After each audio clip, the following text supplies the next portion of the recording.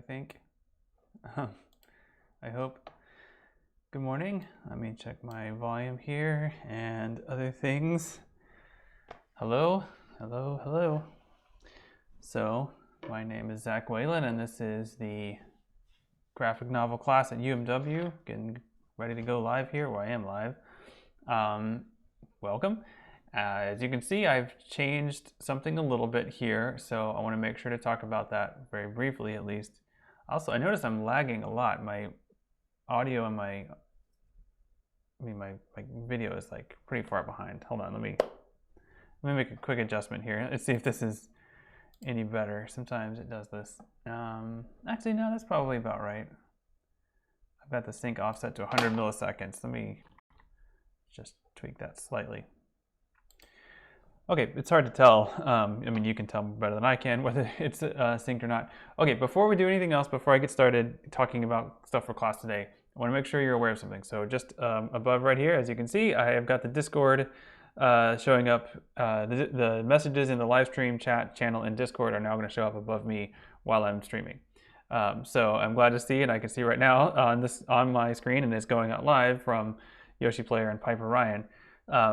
I want to make sure you're aware that this is part of the stream, and I wanted to make it part of the stream because I think it's easier to follow along later if I'm interacting. Because like if I interact with you on the, like I say something and then you respond in text, it'll be on the stream, and so when it becomes part of the archive, people watching it later will see that and be able to follow along a little better.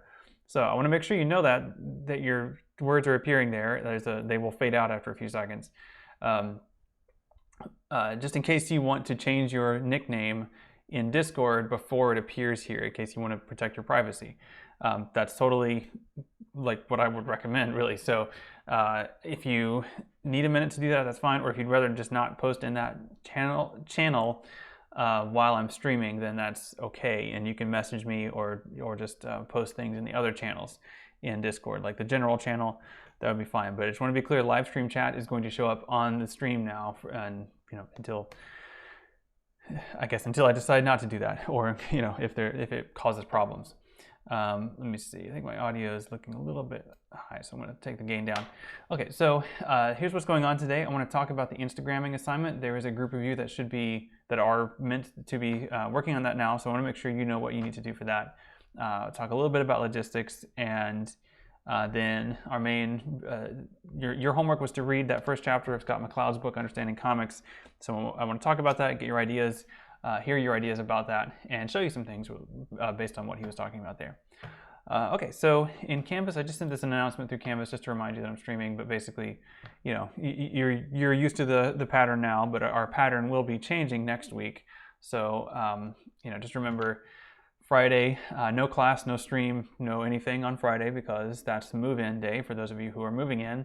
And then we'll be into our, I guess, 10 weeks rhythm, where it'll be me streaming on Monday and then something else going on Wednesdays and Fridays. Some of you will be meeting with me face-to-face Wednesdays and Fridays. Others will be online. So that's going to be something that I need to do a little bit more groundwork on in terms of giving you content to work through and things to do. So I'm probably going to be releasing that through Canvas. I just noticed I always get this, like my glasses are almost always like blanked out by my screen. That's okay. All right, so it's so that's the basic schedule. So we're today, then nothing Friday, and then on Monday we'll be back and we'll be talking about another chapter from Scott McCloud on Monday. So that's the general trajectory that we're going on. So let me take a look at the Instagramming assignment, and this is similar to and kind of the counterpoints to the blogging assignment. So let me show you how this is going to be structured. I call it For the Gram in Canvas. I don't know why. Sorry about that. So this is the idea. It's meant to be less formal than the blog, and because it's it's Instagram, you're posting images, so you don't have to write a lot of content. Some people do, I guess, but you don't have to, certainly. As you may know from having used Instagram, if you have not used Instagram, then you will need to get or borrow a Instagram account. And that's why this is a group project, because some of you may not have a phone or maybe like really opposed to working with Instagram, and that's understandable. So as a group, hopefully you can pull your resources and decide how to manage that. What I would recommend is make a secondary Instagram account, or so-called Finsta, fake Instagram account. It's actually not that hard. You can just make multiple accounts and then log into them. I can tell you what one group did last year that I thought was a good idea, and you're welcome to do this, but it is a bit more involved. And let me show it to you here. So if you go to Instagram right now, I should have pulled this up ahead of time. Hang on. All you have to do is post using the hashtag ENGL386, and it'll show up. So ENGL, and maybe I'll find a way to maybe feed this into Discord or something so you'll see it. No. 386, there it is. And I'll just go ahead and show you some things. So it just shows you the most, like what it thinks are the most popular ones, and so it's kind of tricky to go back into this and find specific content sometimes. Let me see if I can find, yeah, Shelbert. Let's see, I think this is one of them. Yeah. So this is an account, the 4 Gorals. That was their identity that they created. And what they did in this case is make a, like they just created a shared like Gmail account and then signed up to Instagram with that, and then all of them logged into that account from their phones. And so they were all able to post here. That's one way to do this. They also made this face for this character. I believe they actually just used a program to composite all of their faces together into one identity, which obviously works fine, I guess, but is not necessary. And then, as you can see here, what they've done, I think, is a good job. They've posted just various things that were going on. And this last year, I had a slightly different version of this assignment where every group was using Instagram throughout the semester. But this time, I decided to do it in a little bit more of an organized way. So, as a group, you are welcome to do whatever, obviously, but what I really want you to do is for the 2 weeks that I've assigned you to be on Instagram, so it's the Defenders right now, I would like for you to try to post regularly during that 2 weeks. Think of it like there's 4 of you in the group, 1 or 2 posts each would be great. And these can be just based on the reading, responding to what we're doing. In this case, as you can see, they even did memes. There's all kinds of things you can do with this. It doesn't have to be a particular kind or style of thing. Just something that you think was interesting that we covered in class, or that you came across as you were reading comics. Something just loosely related to comics is fine. But it's just anything that you think is relevant and would be interesting to the class to see. So English 386. I also recommend you follow the hashtag on Instagram, and I'm going to do that. I'll make sure I'm doing that on mine. I have to say my use of Instagram has faded a bit, so I'm not sure if I'm even logged in on my phone. Let me see if I am. Yeah, okay. So if I have my .cam set up, I could show it to you a little bit more easily, but what I would recommend is you can search for, here, I'll just hold it up awkwardly and show you what I'm doing here. Hopefully you can kind of see that. Yeah. So I've searched for ENGL386, and then you can see the second item there is the hashtag, and you click on that, and then you can, I'm already following it, but then you can click follow the hashtag, and then you'll see posts in that. Of course, you can follow it with your fake Instagram if you want to, or your real one, doesn't matter. Interesting stuff. Okay, what is this? I don't think we ever got spammed on the hashtag, but it is possible because it's just public. It's just on Instagram. So we'll see. If that happens, we'll try to figure out what to do about it. But basically, the whole idea is that Instagram is an image-based platform. So it's all about sharing images and commenting on them. Obviously, people tend to post pictures of themselves or their food or poetry or something. But what we're doing here is comics, and I think it's a good way to talk about specific pieces of comics. For example, like a specific moment. So like this is looking at the 4 girls here. This is you will probably recognize this. This is an image from the city, and they thought this was pretty interesting, and they kind of made a meme out of it. So you can do things like this if there's a particular panel or image from what we're reading or what you're reading on your own. You can take a picture of it with your phone, or if you find some other way you could edit, save it, crop it, post it through Instagram, then share it using the hashtag ENGL386. Just make sure you always use that ENGL386 hashtag when you share things. Okay, so if you have any questions about this, please let me know. But of course, the defenders are first up in terms of trying this out. So I would like for you all to do that. Yeah. Actually, you know what? I need to make a slight adjustment to the assignment. I just noticed. So let me make this adjustment, and then hopefully that answers a question you may have had. And right, are we on defenders? Yes. Okay. Making sure this is good. So this is a group assignment, as you see, and I think I need to change the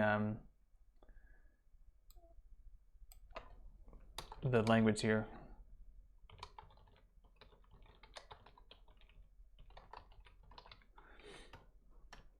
So you're focusing on this intensively for 2 weeks, but you of course can use it before and after. On your group's due date.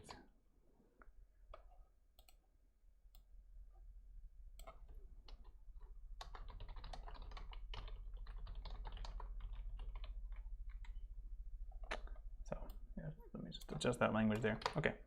Hopefully that makes sense, and I think that's all the adjustments I need to make. But if you see anything that's awkward or seems to be inconsistent, please let me know. I think that was it. But again, 2 weeks where you're really going to be driving the ship in terms of that hashtag. So make sure you do that, and I think it'll be something that may evolve as we get used to it and try it out. And as the first group kind of breaks the ice with that, that should be a good thing for everyone else to base theirs on. Okay, so let's see what else. Great. So the next section of class, really, I would like to talk a little bit about Scott McCloud, and then get your thoughts on Scott McCloud's definitions of comics, and see what you think of that. I can say a little bit about his book. It was published in the 1990s, very popular, very widely read, and many people enjoy it and kind of view it as a first step into theorizing comics, or for many people, it's their introduction to the idea of treating comics like a medium in an academic scholarly context. And it's very accessible because it's a comic. In other words, you can read it like a comic. And what I think is really helpful about that is that McCloud can demonstrate what he's talking about as he's talking about it. Like, he can describe something and then he can just show it because he's in a comic, so to speak. So let me zoom in a bit here so I can just kind of pull it up. I do have it on downloaded too, but it's a bit easier to look at here in the stream. And can I make this bigger? That might be too big, but maybe not. Yeah, it's just it's put me in a weird position. So let me drop that down. It's just it's not zoomed in all the way for some reason. But anyway, so this is, I think, very helpful. Now, this is not the only comic theorist we're going to be reading. And I want to mention that because there is a tendency to view McCloud as kind of the authority on some of these questions. And I think because of the tone that he writes with, and the simplicity of the way he puts things, which I think is very good and accessible, some people kind of view it as, or I think there's a tendency to view it as kind of answering the questions and that being it. I don't think McCloud does a great job of interacting with theorists who have come before him, and I also think that it's not like a lot of other scholarship, like more conventional scholarship, where you would kind of cite your sources, do a literature review of what came before you, and then people would cite you, and then you would interact and so on in a scholarly field. McCloud's work does kind of stand on its own, in the sense that it does what it does, and it's there, and people can learn from it, but it doesn't really become part of the scholarly ecosystem in a significant way. So I think it's a good introduction, but I think we need to go farther. That's another way to put that. And we will certainly be looking at that. I think it is significant that, or not significant, but it is suggestive, I think, that the next two scholars that we're going to look at just barely or briefly interact with McLeod's work, and then they're essentially doing their own thing. In other words, the point is comic studies as an academic discipline, or maybe it's a subdivision discipline, existed before McLeod and after McLeod, and not necessarily, like he certainly did not create the field and also didn't necessarily revolutionize it, but it exists and it's a good introduction, so I like it. There's also some interesting points I think we may be able to critique his work a little bit here in terms of maybe overstating certain claims or overstating certain conclusions or over-determining things, but that's where we can get into reading it. The point is, I want you to feel free to not just take Scott McLeod's word as the answer. When you have questions about how comics work and what they are and how they exist as a medium, I think Scott McLeod's work, we need to view it critically, is all I'm saying at this point, and we'll get to that as we get into it. Okay, so there is a definition of comics in this, and so I think I'd like to make this normally an pretty interactive day of class, so we'll do my best here. Scott McLeod gives us a definition of comics. Oftentimes I will kind of have groups try to come up with their own variations on it, but I think a bigger question might be an easier way to start with this format, which is why do we need a definition of comics? And you can answer that in a couple ways. You can answer it in terms of like, why does Scott McLeod feel like he needs to define comics, but also in this class on comics, why do we need a definition? Why should we define comics? So I'm going to type that in Discord as well in case anyone's following along later. So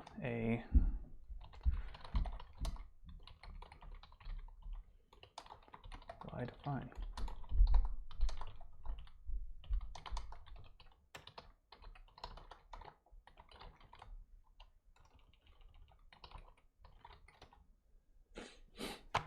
Okay, and again, remember, this is posting. If you post in the live stream chat public channel, it's going to show up on your thing. So it's going to show up on the stream. And I do see a few people have changed your names, so that's good.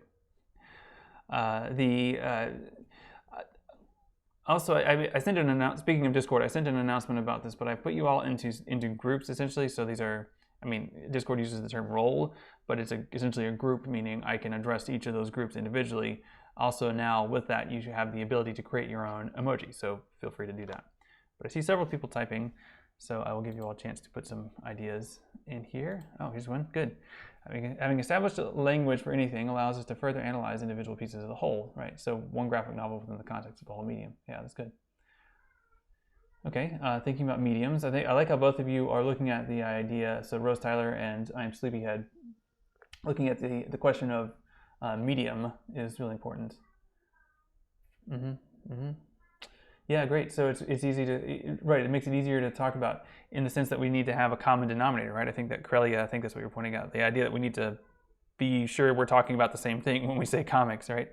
Yeah, and again, Kyler, the idea of the medium, that's excellent.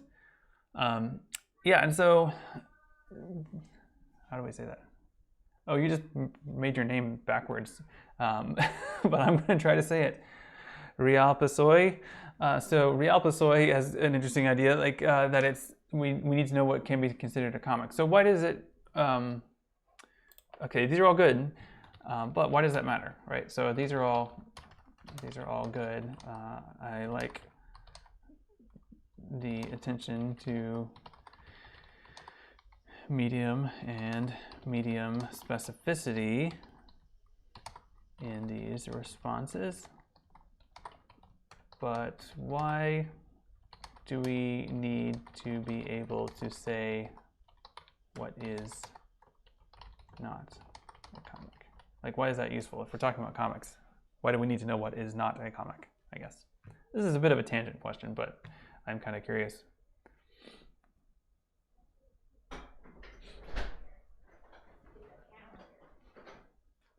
Hey. Got some Rose Tyler typing. And Real Pasoy. That actually is pretty easy to pronounce backwards. I'm pleasantly surprised.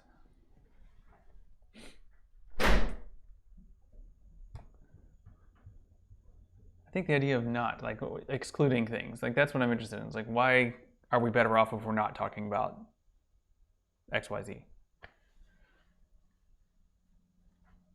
Because I think what you may find a limitation of MacLeod's definition is what it excludes, and some people tend to, at least students when I talk to them, tend to be surprised at what doesn't get to count. If we can put things into a box, yeah, pun intended with comics, right? Those are boxes, Rose Tyler. It helps to understand the bigger picture. I love. I don't know if you're doing this on purpose, but your language here is definitely comic specific, right? Putting things in boxes to understand bigger pictures. And really the idea that boxes and how they relate to bigger pictures is definitely part of the point here, right? That's the idea. Interestingly, I was curious to see if emoji don't seem to show up in the live stream chat. Like the box here above my head. I want to make this different. I want to make this longer, but the widget I found it doesn't let you change the shape of it. So I need to, maybe I can see if there's another widget, or maybe I can tweak the CSS or something. But yeah, I absolutely approve of puns. So good job. Okay, so we need to understand them, especially historical sense, to understand like what came before and how it influenced what came later. I think is really important. I think also what you see, though, in the examples MacLeod gives us is that we have entirely different traditions that are completely unrelated from each other. And I think one thing that you can do if you call these things the same thing is say that actually these really widely different things are part of what I'm talking about. It lets you kind of include more, really. Yeah, sure. So definitions help us navigate, right? Given the huge, so this is good to go off Kyler's point here, given the huge array of things that people have created in visual material culture throughout centuries, this lets us identify and talk about things that people are doing as a specific kind of thing, and it helps us navigate that, so that's great. All right, so I see a couple more people typing, but I wanted to show you some of the examples that he talks about, because once MacLeod settles on a definition, let me actually move to the definition part here. He gives us a lot of things that are examples of that based on it. And I can't seem to make this any bigger for some reason. Maybe a little bit. Yeah, that's a little bigger. Where he says, juxtapose pictorial and other images in deliberate sequence intended to convey information and or to produce an aesthetic response in the viewer. Okay. I think it's a little broad, right? But the big thing for him is juxtapose pictorial sequence. So the idea that juxtaposition, like this next to this, two things, so you can see my hands, this and this, that means that we have a sequence, not that they happen to be next to each other, but that this one comes before this one, or vice versa. And that's what's a comic. That's what makes it a comic for him. And juxtaposition is to him the most important element if we look at how he ends up using his definition. But another important idea here is to separate, to define the medium means that we can talk about the medium separately from the genre. And as he talks about here, I think this is an important point to go back to just briefly before getting into some examples, is people have ideas about comics based on the comics they've read or that they've seen people reading. And if that's the beginning and ending of what they think about comics, it may be influenced by how they feel about those people that they saw reading them, or how they felt about the particular book they read. And it might be a good response, it might be a negative response, but that's not addressing the medium, that's addressing the genre or the work maybe, but it's not addressing that. And so when people engage in so-called generic criticism, that's when they might say, comics are bad because they have superheroes in them and superheroes are bad.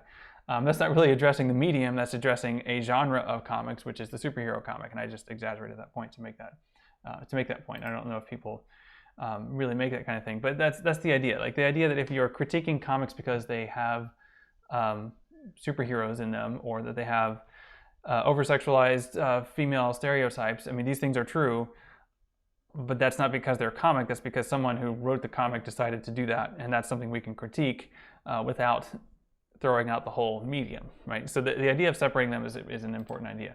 And I think the image of the transparent picture, I think, is a pretty good mental image for that. And I think, again, because MacLeod is drawing this as a comic, we can see it that way. Okay, so Let's look at some of the examples he talks about and then talk about how we feel about his definition. So I found several of these online, and I wanted to show them to you, but I have lots and lots of tabs up. So it might take me a minute to find some of these. But yeah, I believe this is the Mayan thing. Yeah. So this is interesting. So this particular codex apparently is owned by the Vatican. So it's on their website. And this one is what is it? Borg is, I forget, Borg is abbreviation for someone else. I can't remember what Borg is, but it's, there's quite a few, and you can find, I of course found these on Wikipedia. You can look at them that way. I think it's really cool to look at these in scanned like this, because of course the line art that MacLeod gives us is kind of limited. I think the line art kind of does tend to emphasize the cartooniness, right? Like, so if you look at MacLeod, we see these black lines, outlines of these characters, and they tend to look cartoony. But the originals look pretty cartoony also, just as the style of art, right? We have strong lines, we have solid colors, we have lots of colors, and I think that's what's really cool to look at with these, is how colorful they are, and you certainly don't get that in MacLeod. I think also, like, I mean, looking at this rabbit, it's like I guess it's a rabbit, but it sort of has fangs. Like that's the kind of thing that's almost like Bug Bunny-ish, the way it's drawn. It is very difficult for us to follow without the context for what certain characters are and what certain images mean. But MacLeod's argument is that if we can read this sequentially, then it's a comic. In other words, if we can see this panel as happening in relation to this next panel and then this next panel, in whichever order they're meant to happen, if they are meant to happen in order or to depict things that need to be perceived in order, then we're talking about a comic. And for MacLeod, it's that order of perception that makes it a comic for him. And really just fascinating artwork to look at. I really just enjoyed this. I believe this is, I don't know if this is depicting human sacrifice. Some of these are really violent. And just like this image is just extraordinary. I don't know what's going on here, but this being has quite a few things coming in and out of their body, quite a few heads attached to different parts of it. So a really rich image for whatever it is. Oh yeah, look at this. That's crazy. It's really cool, and it's very expressive. I think it's just we lack the cultural context to really appreciate all of the things that are being expressed here, but there's a lot going on here. And I think we can at least appreciate the artistry, the complexity, and enjoy seeing it that way. So this is one of his early examples. So this would be early 16th century, so 1500s. This particular one, I believe they just know that it existed as early as 1521 is what I saw for that one. So this is the Bayeux Tapestry, and this depicts the Norman conquest of England, and it's another example of a comic, I guess, right, for MacLeod. And this, I think I can zoom in a little bit more on this one. Yeah, this is not a super high resolution scan, so it's good enough. But it is a continuous image, and in the sense that it kind of flows left to right. It is not depicting like a single moment, though. There are discrete events within this array here. It's just presented as a continuum that we can focus on for different parts of it to understand different events happening. Right, it even has captions, this Latin going across the top. It's kind of hard to tell from this, but it's actually, it's like stitched. So it's actually, it's fabric with, I guess, like essentially cross-stitch in it to create the figures and the colors. And again, very expressive, but for MacLeod, the idea that we can read this as a sequence is what makes it a comic. There are comics that, like contemporary modern comics, that experiment with this kind of layout. There's a beautiful work called, what is it called? I'm blanking on it now, by Joe Sacco. What is it called? Oh, I have it in my office, but it's a very long, it's an accordion folded book, so you open it, and you can read it, but it also it's like a single piece of paper that stretches out, I think about 30 feet. I think I measured it one time. And it depicts a battle during World War I. And you can see recurring figures and see different kind of events, and you can kind of see the battle play out if you move left to right, but it's not segmented into panels. And so it's a really interesting way that Joe Sacco is working with kind of giving you this super broad view, but also letting you find little small moments within it. to understand how that battle proceeded. I'm blanking on the name of that book. It's really good. You should read it. Okay, so this is the Bayeux Tapestry. This is the Egyptian one, and I believe this will work. I tested this earlier. I believe I can go full screen on it. And so this is the tomb of Mena, who was a scribe. And what's cool about this website I found is, check this out. I believe I can take you on a tour of the tomb, and it should work. Although I think the 3D, I don't know how the WebGPL layer here is going to take up a lot of memory. I think it may slow the stream down a bit. But this software, like to see a 3D space, this is something like, I don't know if you've ever been home shopping or someone has done that with you, but off this particular software I've seen used to let someone tour a home that they can't visit in person. And they've got this set up here for this tomb of Mena. So really pretty cool. And you can see it's got rails. This is definitely like a tourist kind of thing. Like it's meant to be accessed by the public. But yeah, you can look down the hall there. I think really cool to kind of imagine what it's like to be in here. I don't know if you've ever seen these kinds of things in real life, in person. The Virginia Museum of Fine Art has some Egyptian artwork, including some paintings. They're quite a lot larger than this, though. Like there's a whole full wall of Egyptian art. Like so, the actual figures on the wall are almost life size. These are a bit smaller, I think. And it took me a while actually to find the section that McLeod talks about, but it's right here. And for him, he talks about reading. Let's see if I can do this, if I can point to the right parts of it. I can't actually see myself, so I think if I'm going that way. Anyway, I'm not going to be able to do that. But the segment he talks about starts here at the bottom left, where that circle is looking now, and moves to the right. And again, I think it's really useful to see this in full color, for one thing. So you can appreciate what the artist intended it to look like, but also understand, I think it's easier to tell the different figures apart and see them proceed through this.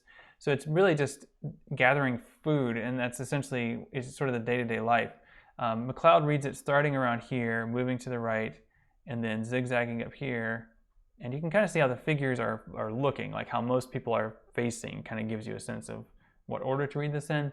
But actually what's interesting, McLeod kind of turns it around right here. So for him, this is kind of where it cuts off on this edge, right? So he goes over here and then up here and then this way and then this way and then this way. But the actual image goes quite a bit farther over this way. So there are events. I mean, it's not really a story, it's a sequence of events. It's not like you're missing part of the plot if you don't see this part over here with the horse. But that is the complete picture that should be there. And way over here, this is Mena, I think. So this is him here with the stick, and then this is him here again. I think he shows up quite a bit. And you can also see within this one, way down here, you can see lots of the hieroglyphic, like the phonetic writing, which is around here. So this is kind of explaining what this wall is depicting in terms of the artwork. So that's how we know this is Mena, and this is what's happening. This is what's happening here. As you look around, there's other depictions of like events. I think this is down here. This is a religious ceremony being depicted, perhaps. Maybe some marriages or a single marriage being depicted. I think this might be, this looks like the same person across the bottom here, so maybe she's his wife or someone important. You can go in the back hall here. I'm not sure why there's different parts of this, but if you go back here, you can see,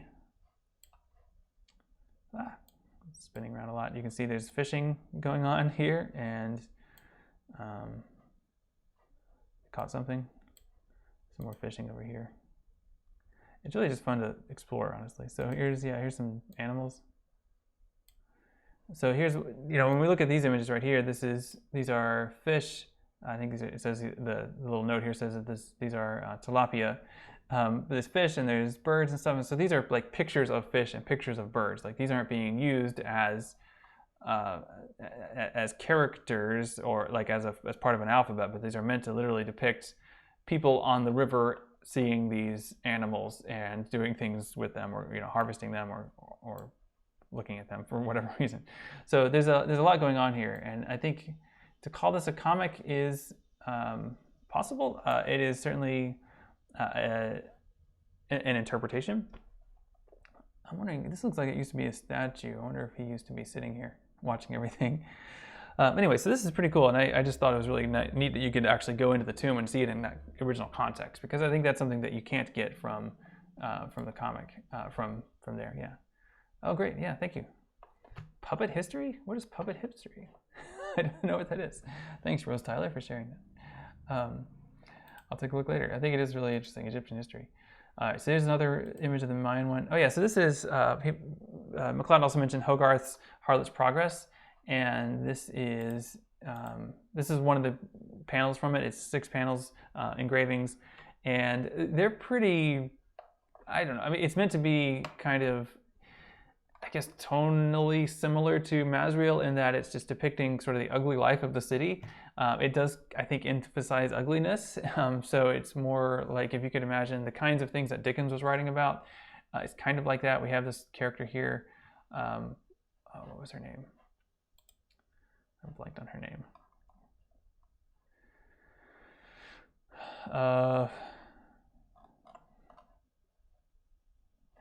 Hackworth, something like that. Anyway, she's here, and she's Molly Hackworth.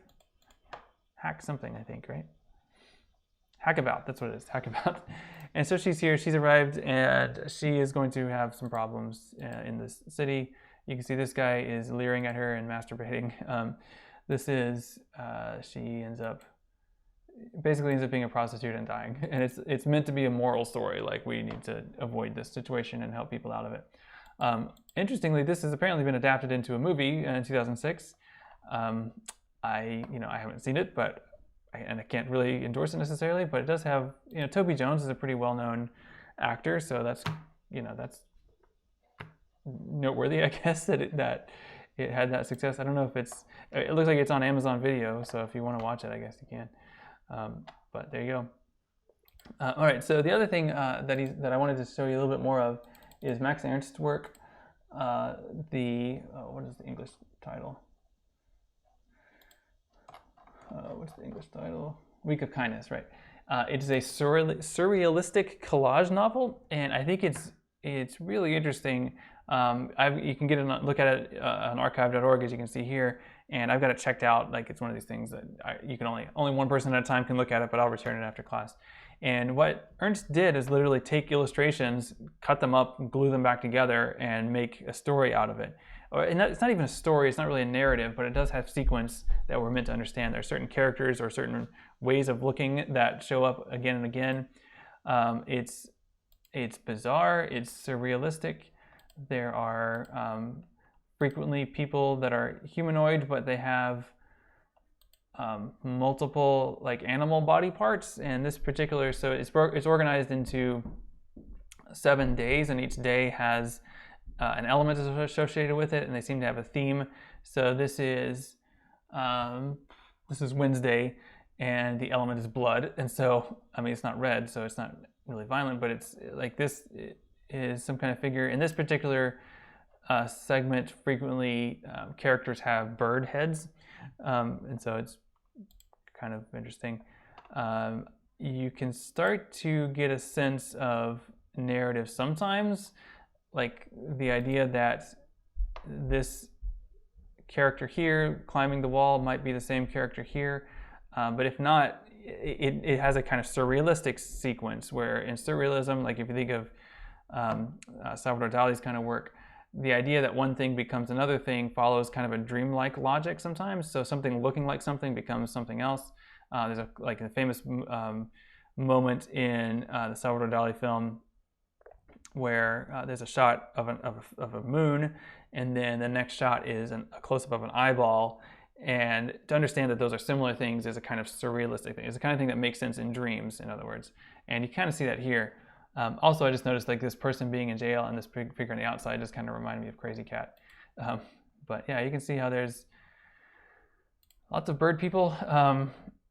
They've kidnapped this woman, I think, and perhaps thrown her out a window. I don't know. I mean, it's really hard to say that things are happening or that people are doing things in these books, but you can definitely see some kind of coherence or repetition that doesn't necessarily add up to something, but it seems to be intentional. And understanding that is maybe the best we can do. I don't know. There's some really bizarre images here. But I think the bizarreness is pretty compelling. I think it's pretty entertaining, actually. So yeah, especially the way that different animals, different humans become combined with different animals, which it could be moralistic, or it could just be weird. Like this looks like a rooster bear in the background. That's kind of interesting. And these people are rightly concerned about this. And then some skeletons show up. The rooster seems to be a recurring figure in this in this chapter.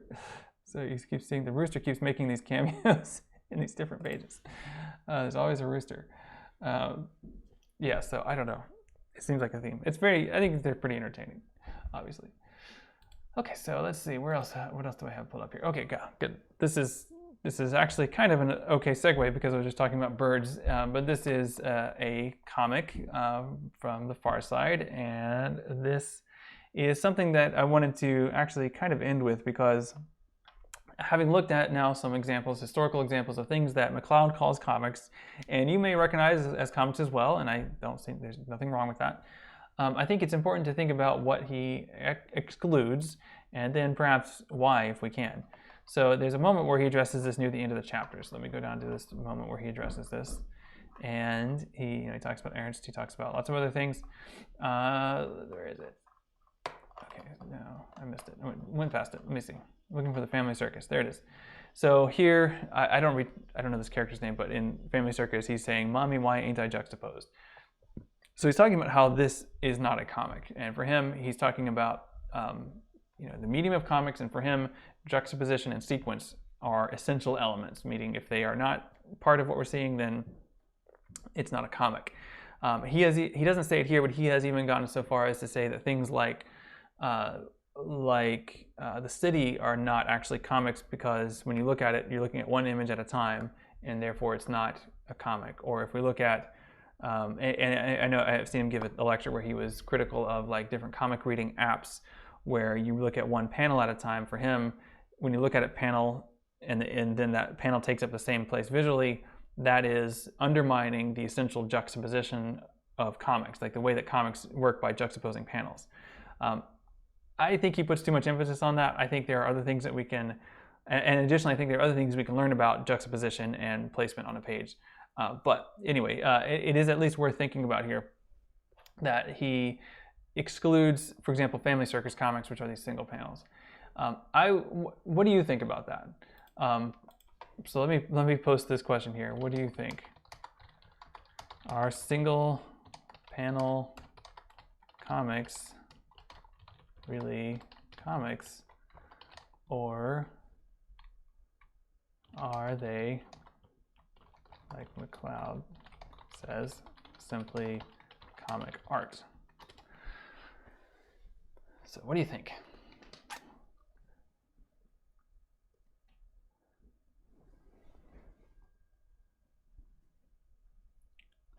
And just for reference, I'll pull this one up here again. This is an example of a piece of what McCloud would call comic art because it does not have juxtaposed panels. It does juxtapose images in deliberate sequence.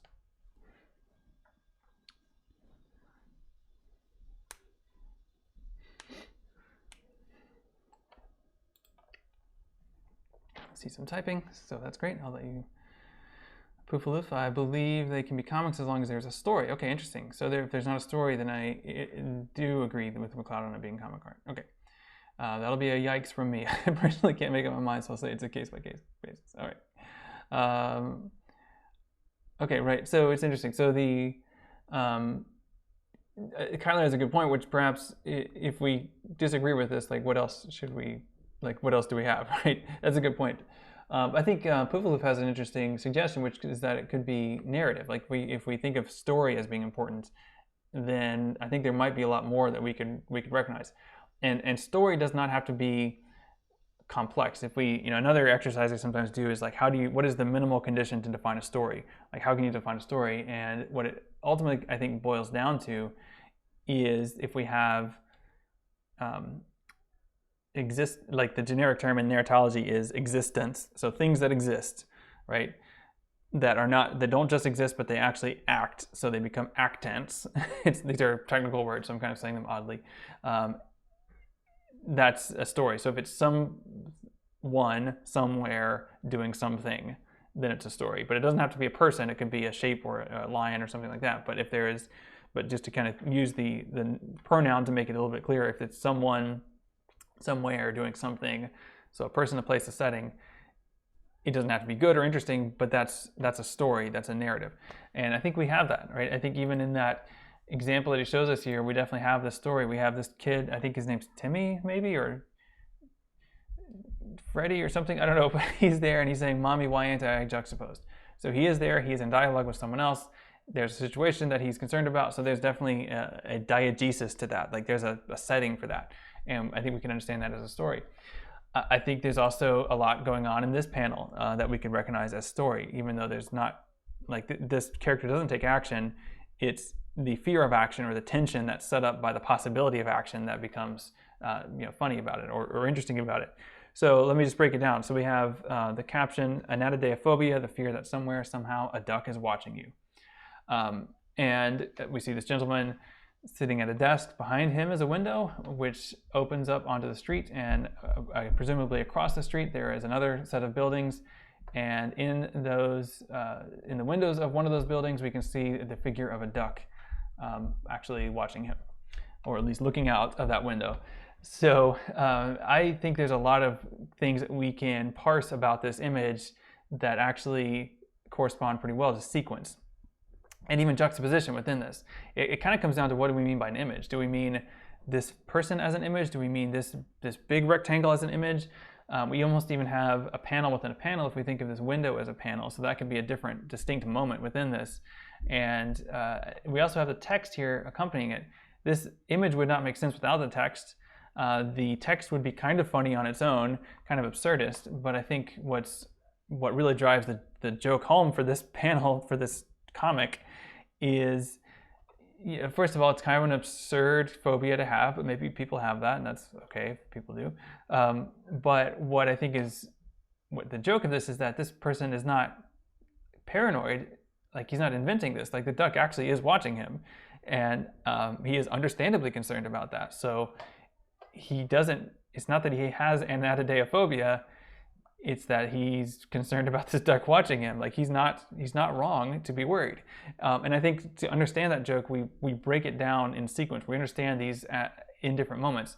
If you remember from McLeod, the idea of juxtaposition has to do with perception, not like how they're laid out, but how we perceive them. And the idea of sequence is a perceptive unit, a syntactic semantic unit, something that we see as having a sequence that we interpret as having a meaning. And so for this, we see this in sequence. Like we see, visual. People read comics differently. Some people read the words first. Some people see the images first. It's interesting to talk about that, but I tend to see the image first. I tend to focus on this guy's alarmed expression, and then I look down here to see what is he alarmed about. Maybe the caption gives us some context. And then I'm like, okay, that's kind of weird. And then I look back up in the image, and then eventually my eye is drawn to this duck in the background. And I like how small the duck is because you don't notice it at first probably. And then eventually you see it, and then that really drives the joke home. So I think that sequence of those at least 3 moments in the progress of me understanding this comic, I think that's a kind of deliberate sequence like McLeod is talking about, just not in the side-by-side way that he talks about. So that's my take on it. But I think you're right, Kyler, that I don't necessarily have a better definition, but I think we need to understand how any definition is necessarily limited. That's why it's useful, actually, because it says here's a line, and we can talk about what goes on which side of that line. And I think that's a useful discussion to think about, actually what's on, not at the line, but actually at the center of that definition. Like that's the things that we're most interested in terms of comics, and what makes us sure that those are comics. But what are those fundamental features of comics that we need to be paying attention to as we study them as a medium? Okay, so kind of riffed on that at the end there, but that's hopefully a good start from McLeod. I see we're out of time, so let me just briefly remind you, no class or anything Friday. For Monday, please take a look at Blood in the Gutter, which is Chapter 3 from Understanding Comics. I'll put an announcement out about this, but I do have Chapter 2 in Canvas if you want to look at it, but I'm not assigning you to read it. It's just a little bit off. It's a little bit unrelated, but it's good. It's just a little, it has a slightly different agenda to it. So it has to do with cartooning or iconography and cartooning. So it's good, but not necessarily what I'm most interested in here. But I think Blood in the Gutter gives us a lot. So take a look at Chapter 3 of Understanding Comics, Blood in the Gutter, and then we'll do something similar on Monday, similar to what we did today, where I'll talk about different parts of it and get your thoughts on it, and yeah, go from there. All right, great. Well, I won't see you until next week. You won't see me until next week, so have a good weekend. If you're moving in, hope it goes well, and we will be, I will continue to send you things as I figure them out as we go forward. Defenders, don't forget to use Instagram, and Teen Titans, don't forget you are blogging, so make sure you know what you're doing with that. If you have any questions, please let me know. All right, thanks everyone, and thanks for chatting in the live stream channel. That was great. So I will wrap it up here. Yeah, have a good afternoon. Bye.